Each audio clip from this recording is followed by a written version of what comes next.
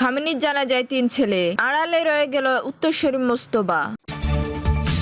খামেনির দাফন হলেও চাপা পড়বে না তার কঠোর পন্থা। খামেনির শেষ বিদায়ে কোরআন তেলাওয়াত নিয়ে কেন আলোচনা? সৌদি আরবকে বদর যুদ্ধের কথা মনে করিয়ে দিল ইরান। খামেনির শেষ বিদায়ে কোরআন আয়াত দিয়ে বিশ্বকে কঠিন বার্তা দিল ইরান। খামেনির আদর্শ ছড়িয়ে দিচ্ছে ঐক্য ও প্রতিরোধের বার্তা পেজেশকিয়ান। দর্শক, এতক্ষণ শুনছিলেন সংবাদ শিরোনাম, এখন জানিয়ে দেব বিস্তারিত সংবাদ। তার আগে অনুরোধ থাকবে, এই ভিডিওটি দেখতে দেখতে সাবস্ক্রাইব করে রাখুন এবং লাইক দিন ও কমেন্ট করে জানিয়ে দিন বাংলাদেশের কোন জেলা থেকে এই সংবাদ শুনছেন এবং দেখছেন। খামেনির জানাজায় ৩ ছেলে, আড়ালে রয়ে গেলেন উত্তরসূরি মোস্তফা। ইরানের নিহত সর্বোচ্চ নেতা আয়াতুল্লাহ আলী খামেনির কফিন এবং তার পরিবারের অন্য ৪ সদস্য কফিনের পাশে দাঁড়িয়ে রবিবার জানাজা ও মোনাজাত করছে তার ৩ ছেলে। তবে খামেনির মৃত্যুর পর ইরানের নতুন সর্বোচ্চ নেতা হিসেবে স্থলাভিষিক্ত হওয়া তার আরেক ছেলে মোস্তফা খামেনি এই অনুষ্ঠানেও জনসম্মুখে আসেননি। দেশটির রাষ্ট্রীয় টেলিভিশনে প্রচারিত দৃশ্যে দেখা গেছে তেহরানে বিশাল ইমাম খামেনি গ্র্যান্ড মাসালা ধর্মীয় কমপ্লেক্সের প্রাঙ্গণে সারিবদ্ধভাবে রাখা কফিনগুলোর পেছনে দাঁড়িয়ে মোস্তফা, মেসাম ও মাসুদ খামেনি মোনাজাত করছেন। গত ২৮ ফেব্রুয়ারি ইরানের ওপর যুক্তরাষ্ট্র ও ইসরায়েলের যৌথ বিমান হামলার মাধ্যমে শুরু হওয়া যুদ্ধে খামেনি এবং তার পরিবারের বেশ কয়েকজন সদস্য নিহত হন। কয়েক সপ্তাহ ধরে চলা এই রক্তক্ষয়ী সংঘাতের পর পক্ষগুলো একটি ভঙ্গুর যুদ্ধবিরতিতে পৌঁছায়। এই যুদ্ধ পুরো অঞ্চলে ব্যাপক ধ্বংসাংশ ও প্রাণহানি ঘটালেও ইসলামী রেভলিউশনারি গার্ড কর্পস আইআরজিসির সমর্থনে ইরানের ধর্মতান্ত্রিক সরকার এখনও ক্ষমতা টিকে রয়েছে।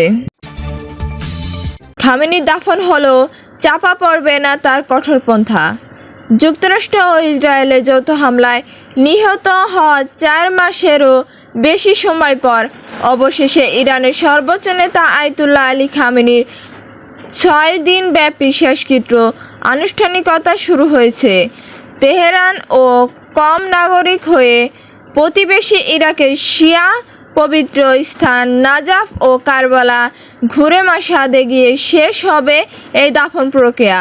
একে ইসলামী প্রজাতন্ত্র ইতিহাসে অন্যতম বৃহত্তর রাষ্ট্রীয় আয়োজন হিসেবে গণ্য করা হয়েছে। কর্তৃপক্ষ ধারণা করেছে এতে প্রায় ২ কোটি মানুষ অংশ নেবেন। শেষকৃত্য নির্বিঘ্ন করতে ১.৫ লক্ষাধিক পুলিশ মোতায়েন করা হয়েছে।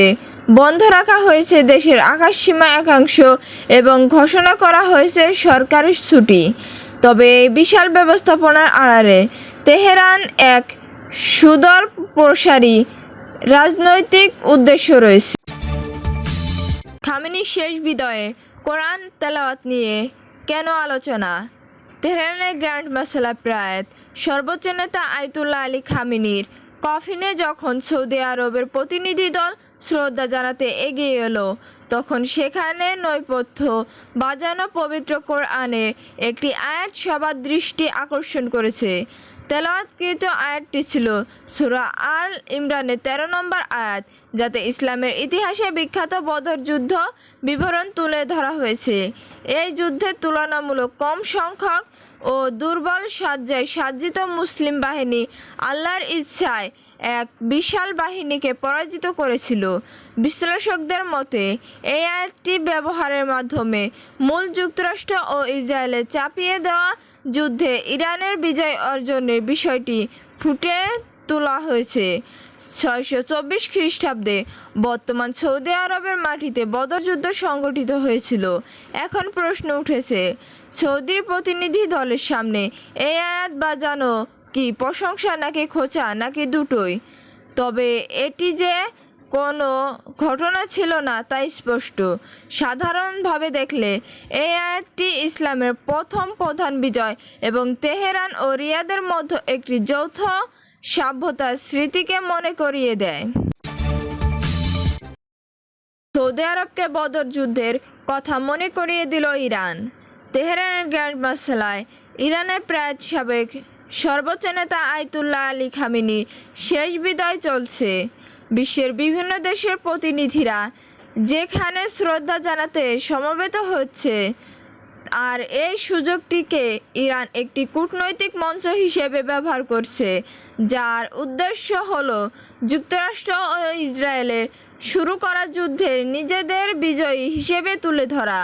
সুপরিকল্পিত পদক্ষেপ হিসেবে যে কোনো দেশে সরকারি প্রতিনিধি দল যখন খামেনি এবং তার পরিবারের সদস্যদের কফিনে শ্রদ্ধা জানাতে এগিয়ে আসছিলেন, তখনই পবিত্র কোরআনের আয়াত বাজানো হচ্ছিল।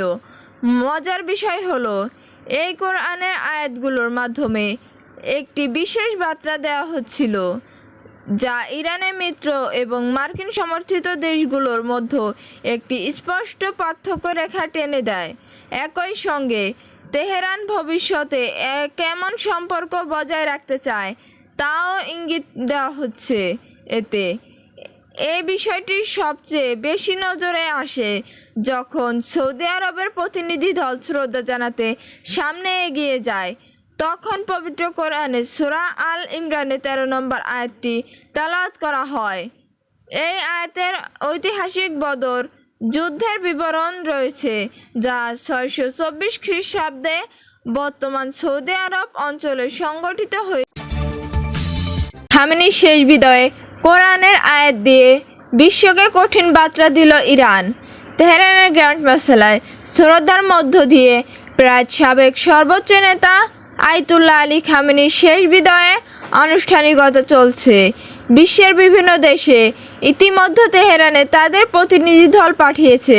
তবে এই শোকের আবহকে ইরান একটি সুপরিকল্পিত কূটনৈতিক মঞ্চ হিসেবে ব্যবহার করেছে, যার মূল লক্ষ্য হলো যুক্তরাষ্ট্র ও ইসরায়েলে চাপিয়ে দেওয়া এই যুদ্ধে তেহরানি যে বিজয়ী হয়েছে তা বিশ্বমঞ্চে ফুটিয়ে তোলা। এরই অংশ হিসেবে বিদেশি সরকারি প্রতিনিধি দলগুলো যখন খামেনি ও তার নিহত পরিবারদের কফিনে শ্রদ্ধা জানাতে আসছিল, তখন ব্যাকগ্রাউন্ডে অত্যন্ত সতর্কতার সঙ্গে নির্দিষ্ট কিছু পবিত্র কোরআনের আয়াত বাজানো হচ্ছিল। সবচেয়ে আকর্ষণীয় বিষয় হলো, এই আয়াতগুলোর মধ্যে ইরান তার মিত্র এবং যুক্তরাষ্ট্র এবং মার্কিন মিত্র দেশগুলোর মধ্যে একটি স্পষ্ট বিভাজন রেখা টেনে দিয়েছে। খামেনির আদর্শ ছড়িয়ে দিচ্ছে ঐক্য ও প্রতিরোধের বার্তা। পেজেশকিয়ান। ইরানের প্রেসিডেন্ট মাসুদ পেজেশকিয়ান বলছেন, মুসলিম দেশগুলো যদি ঐক্যবদ্ধভাবে কাজ করত, তাহলে গাজা, লেবানন ও ফিলিস্তিনের মতো অঞ্চলের সংঘাত ও মানবিক সংকট এইভাবে চলতে পারত না। তিনি মুসলিম বিশ্বের ঐক্যকে রাজনৈতিক স্লোগান নয়, বরং কৌশলগত প্রয়োজন বলে উল্লেখ করেছেন। ইরানের রাষ্ট্রীয় বার্তা সংস্থা ইরান এ খবর জানিয়েছে। শনিবার তেহরানে ইমাম খামেনির প্রতিরোধে চিরন্তন নেতা শীর্ষক আন্তর্জাতিক সম্মেলনে বক্তব্য দিতে গিয়ে তিনি দেশি বিদেশি অতিথিদের স্বাগত জানান।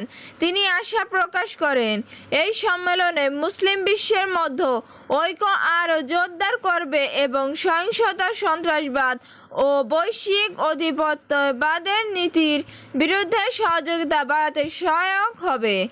প্রায় সর্বোচ্চ নেতা আয়াতুল্লাহ আলী খামেনির শাহাদতকে তিনি একই সঙ্গে বেদনাদায়ক ও অনুপ্রেরণামূলক ঘটনা হিসেবে উল্লেখ করেন। তিনি বলেন, আল্লাহর প্রদত্ত নেতৃত্বের পথ, আদর্শ ও বার্তা শাহাদতের মধ্য দিয়ে শেষ হয় না, বরং তা ভবিষ্যৎ প্রজন্মকে ন্যায়, সত্য ও প্রতিরোধের পথে অনুপ্রাণিত করতে থাকে। পেজেশকিয়ান বলেন, খামেনির নেতৃত্ব ইরানের সীমানায় ছড়িয়ে ঐক্য, স্বাধীনতা, মর্যাদা ও প্রতিরোধের বার্তা ছড়িয়ে দিচ্ছে। আজ বিভিন্ন জাতি, ভিন্ন ধর্মের অনুসারীদের মধ্যে ও সেই বার্তার প্রতিধ্বনি হচ্ছে। তিনি বলেন, মুসলমানদের একজন আল্লাহ, একজন নবী ও একটি পবিত্র কিতাব। তাই সাম্প্রতিক বা রাজনৈতিক মতপার্থক্যকে বিভেদের কারণ হতে দেওয়া